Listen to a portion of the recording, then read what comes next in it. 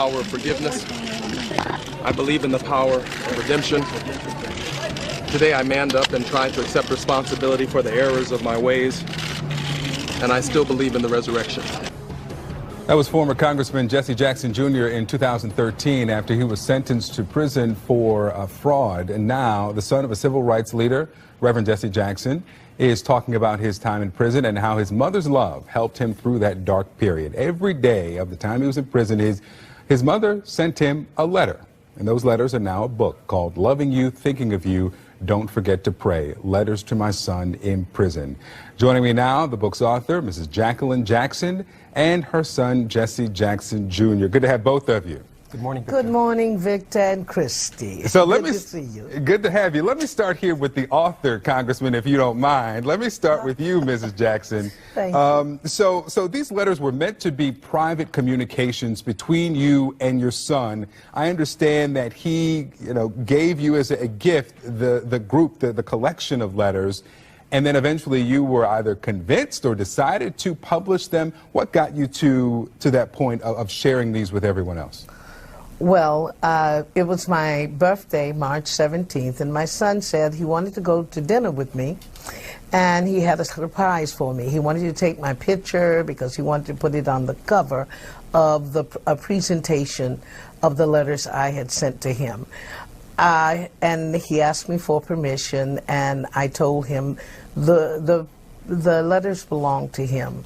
And once the little book was produced, he has some friends from his college days down in North Carolina, and actually they convinced us, April and Nicole convinced us to do this, and here we are today. And here you are today. Congressman, you wrote of these letters, and let's put it up. This symphony of words soothed and sustained me on days when nothing else could or would. During the dank, murky midnights of my life, sometimes I questioned God, but I never questioned my mother. What did these letters mean to you? Because some of them are spiritual and uplifting. Some of them are about, someone hid under Ray's house after they stole an armored car, or things happening in and around the community. What did these letters mean to you, Congressman? Victor, I had to tell my mother, the apple of her eye, she has 4 other wonderful children, that I was going to prison. And her son, the congressman, would be leaving public office in disgrace. And that was not a moment, that was a process. I was in a very, very dark place when I entered prison, and I did not know how to approach my mother and tell her, Mama, I'm going to prison. Again, Victor, it wasn't a moment. It was a 3-year process, breaking the news to her, because Robert Mueller was the head of the FBI during my investigation, and he is relentless. If he doesn't find something here, he looks for something in another place. And so I entered prison with my head down, and my mother turned to me when I told her that I was going to prison. She said, Jesse, I am much stronger than you think I am. If you go to prison, I will write you every single day. And that's exactly what she did. I presented her an edited version of all of those letters, and they sustained me. And one of the things that I wanted to share, Victor, with you was that during mail call, they would say, Jackson, Jackson, Jackson. A letter would come every day, and I would watch dozens of men drop their heads because they were disconnected or their family members had abandoned them. And I'm so grateful to my mother because she did not abandon me through this process, and that's what this act of love was about. And this little book is a gift, Victor, to mothers. I represent and would like to be included in the millions of women who have had the experience of their child being physically removed from them. My son was incarcerated because he committed a nonviolent crime. We have to now become a new country, a new people, and a whole people, and begin to address nonviolent crimes a little differently. And I'm hoping that this book will start a campaign to end recidivism. And how can you do this? As a parent, you have the obligation, because you gave birth to these young people, to stay in touch, include them, and prepare them for re-entry, for coming back home.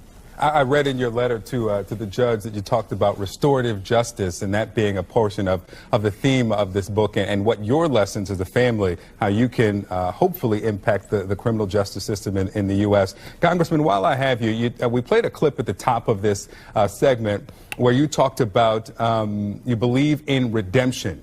And I'd be remiss if I didn't talk with you about some of the topics of the day, the news of the moment.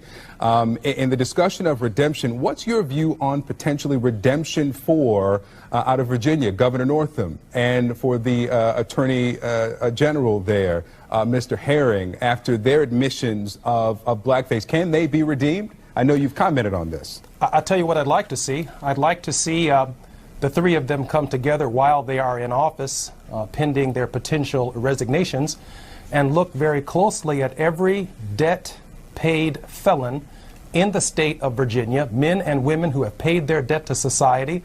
They owe the Commonwealth of Virginia nothing else. Then pardon them. They shouldn't be felons for life. They've done what the judge said do. They honored the obligations before the people, the prosecutor, and the jury. Then forgive them. If you want forgiveness, start passing some out. So let me ask you this. There is nothing more restorative for a public persona than coming out with this passionate book, and I've read some of the letters, not all of them, with your mother. What is the future? What does the future hold for Jesse Jackson Jr.? Do you think you'll have a future in political office? Victor, what I am concerned about is ensuring that my mother at age 74... The sky is the limit. At age 74 has a wonderful journey, and I want my father, who is struggling with Parkinson's, who's watching my mother and I this morning, to know that we're continuing his legacy as best we possibly can. And I love you, Reverend Jesse Jackson, my husband. Yes. So what, on the political question, is that a yes, potentially in the future? I'm not going to close any doors, Victor, but I'm focused right now on strengthening my parents. All right, Mrs. Jackson, Congressman Jackson, Victor, thank you, we brother. love you. Thank you very much. On CNN. Thank you. I'm giving love right back. Appreciate it. All right, thank you. Have a good morning. Okay. I still believe in the power of forgiveness. I believe in the power of redemption. Today I manned up and tried to accept responsibility for the errors of my ways, and I still believe in the resurrection. That was former Illinois Congressman Jesse Jackson Jr. after being sentenced to 30 months in federal prison for campaign finance fraud. He's the son of civil rights activist Jesse Jackson Sr. and Jacqueline Jackson. The former congressman served 8 terms in the U.S. House of Representatives from 1995 until his resignation in 2012. Now he and his mother are sharing how they got through this prison sentence in a new book. It's called Loving You, Thinking of You, and Don't Forget to Pray. Letters to My Son in Prison. The book features personal letters that Jacqueline wrote to her son every single day during his incarceration. Jacqueline Jackson and Jesse Jackson Jr. join us to discuss. Welcome. Thank you for having us. Well, I want to give my son some more lipstick that I gave him yesterday. Come on. No, Mom, I can't do it today. He said, no, Mom, we won't do that today. But I want to talk about, the reason why I wanted to talk about this book is because neither of you intended for this to be a book. Jesse, when you were sent away to prison, you even said to the family, forget me, leave me alone, I don't want any communication, because you were humiliated and embarrassed, you said. Just forget me. I thought, Gayle, that I had brought enough shame, enough embarrassment, and I was ashamed. I was catatonic during that period, and I didn't want to be remembered. I didn't want to be a burden for my children. I didn't want to be a burden for my mother and father. Just let me go to prison and let me be. And my mother was determined not to abandon me. And I saw men in prison who were abandoned. And she was determined to write me every day and pull me out of the very dark place that I found myself in. And you wanted to do that. Why, Jacqueline? Well, I ran into a 17th century poet. His name was Richard Lovelace. And he said, stone walls do not a prison make, nor iron bars a cage. And it was a poem that he wrote to his love, Althea, and the poem is called To Althea from Prison. And he was simply saying, this where you are, your circumstances will not define your character. This is just a bump in the road, And the difference in a stumbling block and an obstacle is in how high you lift your feet. So we're going to get through this, and you're going to be much better as a result of this experience. Well, what struck me about the letters was the simplicity of them. Just day-to-day stuff. Do you have a window? How large is your bed in your bedroom? Is there a bathroom in your room? Are you locked away? Why haven't I heard from you? Or Thanksgiving was almost uneventful until your call. We missed your present, so we didn't laugh as much. What did those letters do for you? I think, Gayle, when I went into prison and I was receiving them every day, they were sustaining me. They were giving me a sense of what was happening at home. When I got out of prison and reread the letters, I reread them for perspective. My mother was sharing with me that, again, the circumstances of incarceration were not defining of who I was. But Gayle, I saw men in prison who were not receiving letters. They were not receiving communications. And every day, again, at 4 o'clock at mail call, they would say Jackson and Jackson and Jackson. And I would watch men who were excited about the prospect of receiving mail, but the only one who was receiving mail was me. So I would give them my mother's letters and say, this is what my mother has to say about all of us today. Yeah, but I love how you say, Jacqueline, this was a stumbling block. It really wasn't a stumbling block. He was a grown man. You were convicted of taking money from your own campaign, $750,000. So it was a self-inflicted wound. There's no doubt about it. And I accepted full responsibility for my behavior. Have you thought about why you did that? You know, over 10 years, that's the nature of the offense, and the government concluded about $75,000 a year were expenses that were not justifiable. And rather than drag my family through that entire process, it was really a long buildup to some depression, because I have to tell my mother at some point in time just how extravagantly I've been living and that I'm going to prison. I shared it with my father first. I refused to share it with her until I finally broke the news to her, and that was very painful. You also said, Jacqueline, that maybe he felt he wasn't living up to his father's expectations. Well, crime... That he had to live up to his father's expectations. All parents have high expectations for their children. You don't give birth to trash. Mothers love their children, and there are millions of women who shared the pain and still share the pain that I shared during this experience. And what we are trying to do now is put a dent into recidivism. 72% of the young men and women who are incarcerated return, and we don't want that to happen. So and you're not excusing letters, what he did either. I think that's very important to say. You're not excusing what he did. Yeah. Crime causes hurt. Justice repairs. And we need to begin to look at our system, the penal institution, as a place to repair and make people whole. Well, and that is the purpose of this running out of time, you started a good conversation. We'll be right back.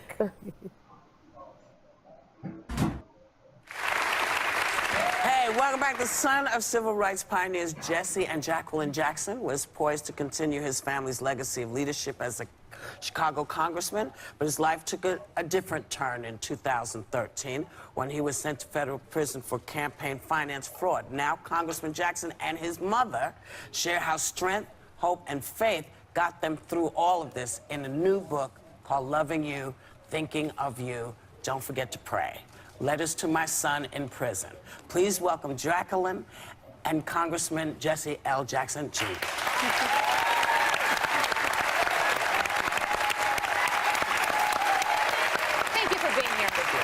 As Whoopi mentioned, Congressman, you stepped down in 2012. You cited ongoing health issues, but obviously you pled guilty at that point. You were sentenced to 30 months in prison for finance fraud.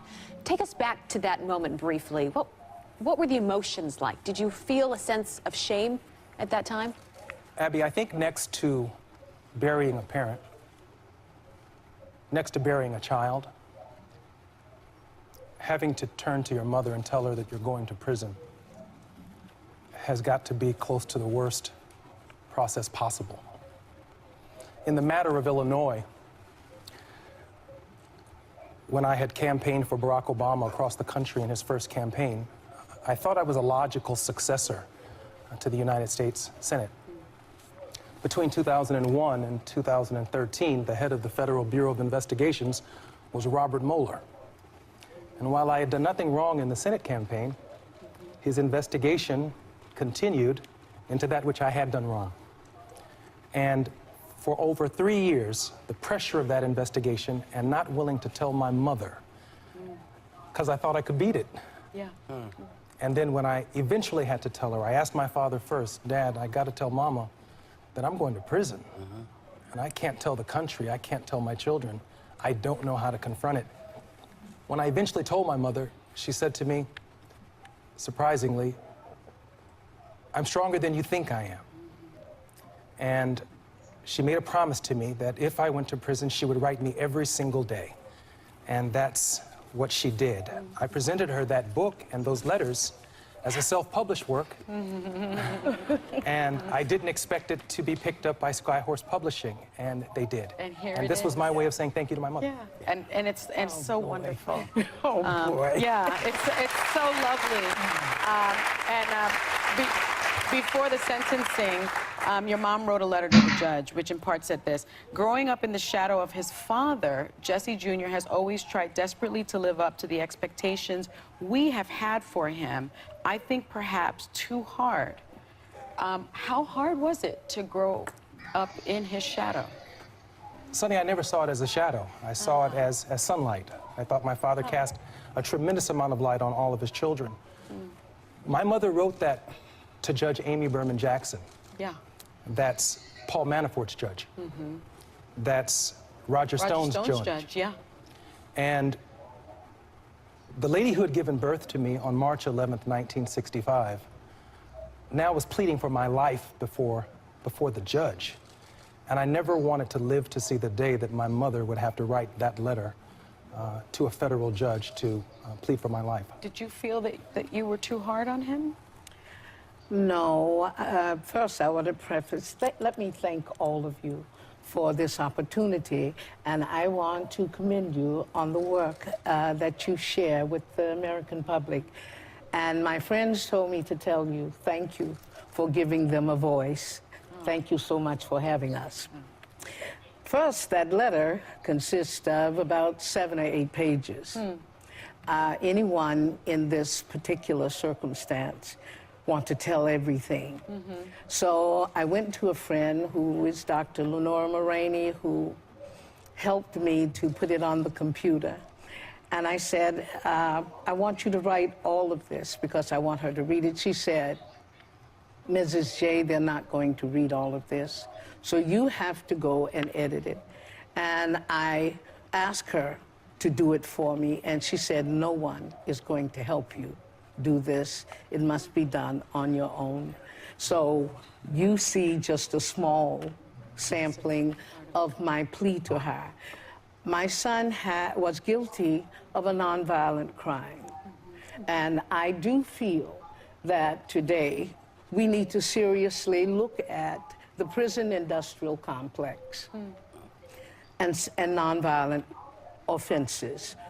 When we think of crime, crime hurts and creates pain, but justice heals and restores and repairs.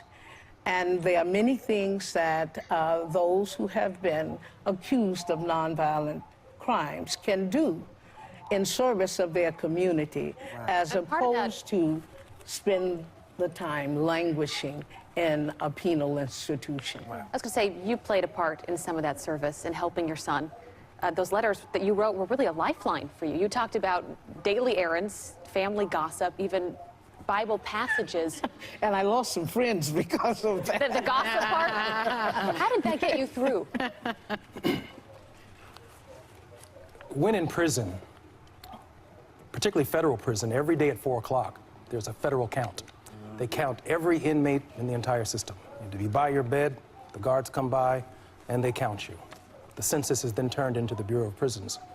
After 4 o'clock count, there's mail call. And the CO would say, mail call, mail call. And all of the inmates would come and gather around the CO passing out the mail. And they would say, Jackson, Jackson, Jackson, Jackson. And I would watch men by the dozens at the end of mail call. Their heads would drop. Tear up. That's right. Because they had been abandoned. Yeah. And when I say a lifeline, Abby, I mean my mother never abandoned me. And she kept in touch with me through that process. I close just by saying this. There's some talk about Bill Cosby being Dr. Huxtable, because there's reality and there's unreality in prison. People expect him to be a doctor. Yeah. That's what they see. Listen, this is an extraordinary book, and if you have someone who's been incarcerated, you want to get this because you don't want folks coming out not knowing what's going on in the world. This will show you how you can make it better. Thank you guys for coming. Members of our audience, you are all lucky enough you're getting a copy of the book. Loving you, thinking of you. Don't forget to pray letters to my son. We'll be right back.